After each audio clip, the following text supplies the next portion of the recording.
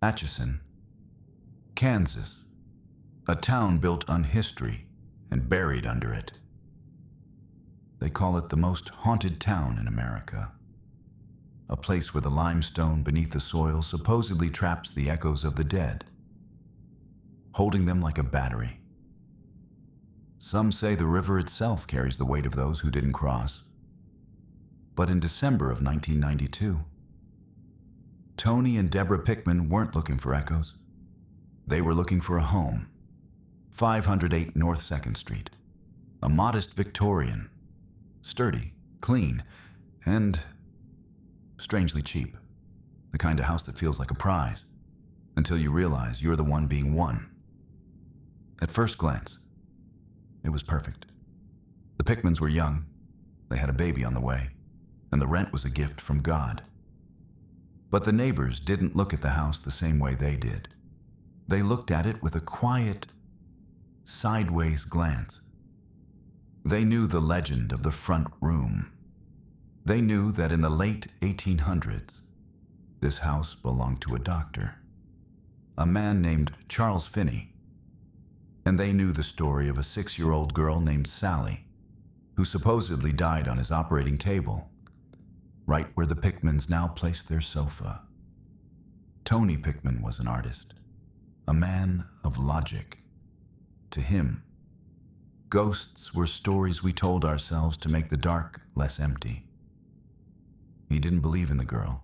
He didn't believe in the doctor. He believed in the floorboards. He believed in the paint. He believed that if you worked hard enough, you could make a sanctuary out of any 4 walls. He didn't realize that in this house. The walls were already famished. It started with the rose water, a scent so thick it felt heavy in the lungs. It would drift through the hallway at 3 in the morning, cloying and sweet. It wasn't the smell of a perfume bottle. It was the smell of a funeral. Then came the cold. Not a draft, not a chill. A localized, freezing void. You could walk through a room and feel the temperature plunge 30 degrees in a single step. You would see your breath turn to mist, while the thermostat on the wall read 72. And then there was Barney, the family dog, a creature of instinct. Barney refused to enter the nursery. He would stand at the threshold, fur bristling, teeth bared at an empty corner. He wasn't looking at the walls. He was tracking something, moving just above the floor, something that didn't have feet, but had a weight that the floorboards recognized. Every night, Tony would hear it, a soft, rhythmic thump coming from the nursery, like a ball being bounced. But when he opened the door, the room was silent. The toys were still, except for one thing, the rocking chair, still swaying just enough for Tony to know that something had just gotten up. The first sign wasn't a ghost. It was an arrangement. Tony walked into the kitchen one morning to find the dinner rolls stacked perfectly, vertically, in the middle of the floor. No one had been in the room. No one had heard a sound. Days later, it was the stuffed animals in the basement. Tony found a circle of teddy bears. They weren't just tossed there. They were seated, all of them, facing the furnace, watching the fire that wasn't there. It felt like a joke, a psychological game. But then, the mimicry began. Debra would hear Tony's voice from the attic, calling her name. "Debra, come up here." But Tony was in the garage, working on the car. Tony would hear Debra whispering in the hallway, while she was fast asleep beside him. The house was learning them. It was stealing their voices, piece by piece, building a version of them that didn't need a heart. One afternoon, Debra was in the kitchen. She felt a hand, a small, cold hand, slide into hers. She thought it was a neighbor's child who had wandered in. She looked down. There was no one there, but she could still feel the fingers, small, bony, tugging at her hand, pulling her toward the cellar door. Tony tried to explain it away. He called it collective hysteria. He called it stress. But how do you explain the wall of heat? Tony walked into the basement to check the water heater and hit a physical barrier of temperature. It was 110 degrees in the center of the room, while the rest of the basement was freezing. And in that heat, he smelled it. Not rose water this time. Burnt hair. A sharp, metallic stench of singing flesh. He looked at the furnace, and for a split second, he saw a shadow. Not a shadow cast by the light, but a shadow that was light. A dark, jagged outline of a man, standing perfectly still in the corner. When Tony blinked, it was gone. But the smell remained, and so did the feeling of being watched, not by a child, but by something that was judging him, something that found him guilty. Then came the physical contact. Tony was leaning over the bathroom sink, splashing water on his face. He felt a sudden, searing heat across his back, like a branding iron. He pulled up his shirt. In the mirror, he saw them. 3 jagged, red lines. Raised, raw, etched into his skin by hands that didn't exist. This wasn't a haunting anymore. This was an assault. By 1993, the Pickmans were living in a war zone. The world started to take notice. The TV show Sightings arrived with cameras, cables, and a team of experts. They wanted proof.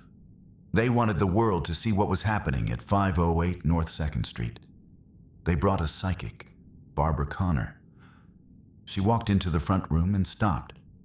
She didn't see a haunting. She saw a memory. She spoke of a girl, 6 years old, Sallie. The legend says Sallie was brought to this house when it belonged to a doctor, Dr. Charles Finney. It was an emergency, appendicitis. But the doctor was hurried. He was frantic. He cut her open before the anesthesia could take hold. Sallie died in agony, looking into the eyes of the man who was supposed to save her. But here is the fact that breaks the story. There is no record of a Sallie dying in that house. There is no grave, no death certificate. There was a girl named Sallie who lived nearby, but she died of natural causes years later. So, if Sallie never lived, who was attacking Tony? The investigators sat in the dark with a tape recorder. They asked the empty air, "Why are you doing this?" They caught an EVP, an electronic voice phenomenon. In the silence of the basement, a recorder picked up a sound. It wasn't a girl. It was a deep, guttural rumble, a voice that sounded like grinding stones. It said, "He is mine." Not she. He. The entity wasn't a ghost of a child. It was something ancient, using the image of a child to bypass their defenses, to get close enough to touch the bone. During the filming, Tony was sitting in a chair, surrounded by people. Suddenly, he jumped. "Something's burning me." He pulled up his shirt in front of the cameras. In real time, they watched as red welts bloomed across his chest. 3 long, deep scratches. Blood began to bead at the edges. The camera operators were stunned. There was no one near him. There was no sharp object. The house was carving its name into him, while the world watched. The psychic turned to Tony. Her face was pale. "It's not Sallie," she whispered. "It's a woman, an old woman, and she hates you, Tony. She thinks you are him." "Him who?" Tony asked. The psychic looked at the portrait on the wall, a photo of the original owner. "The doctor." Tony Pickman became a shadow of himself. He lost weight. He stopped sleeping.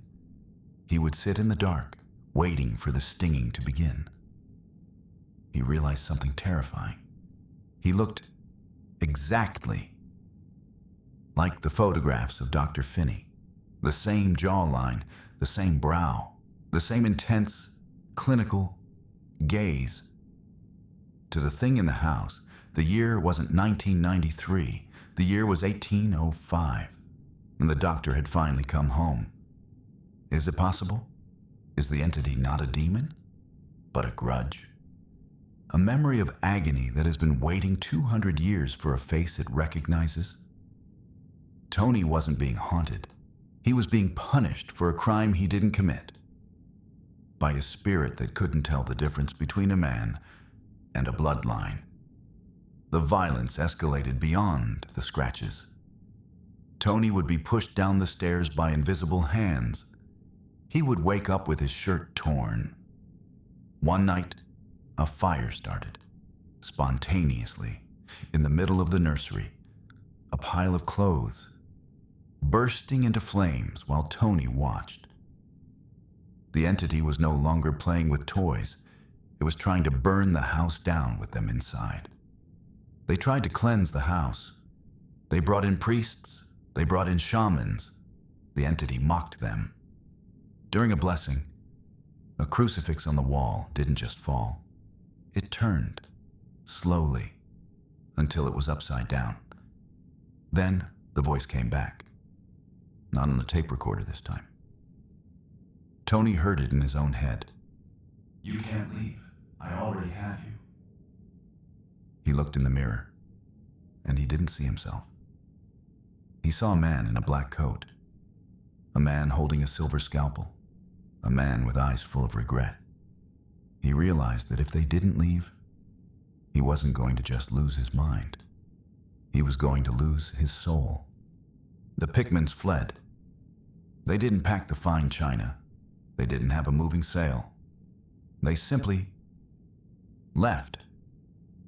They moved across town, hoping the limestone would hold the entity back, hoping that the boundary of a new lease would be enough to break the connection.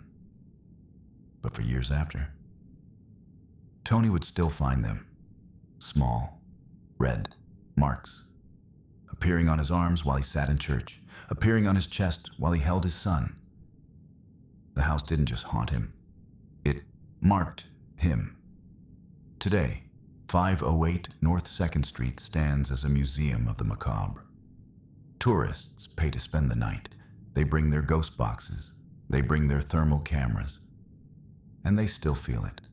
The wall of heat in the basement. The smell of rosewater in the hall. But the entity is selective now.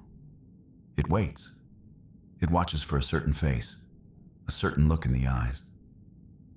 Tony Pickman survived.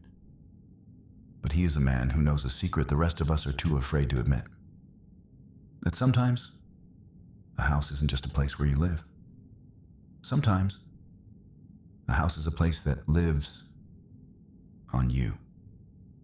If you visit Atchison, if you walk past that white Victorian, don't look in the upstairs window, because Sallie isn't there. But something else is. And it's been waiting a very long time. To finish the surgery, keep the lights on.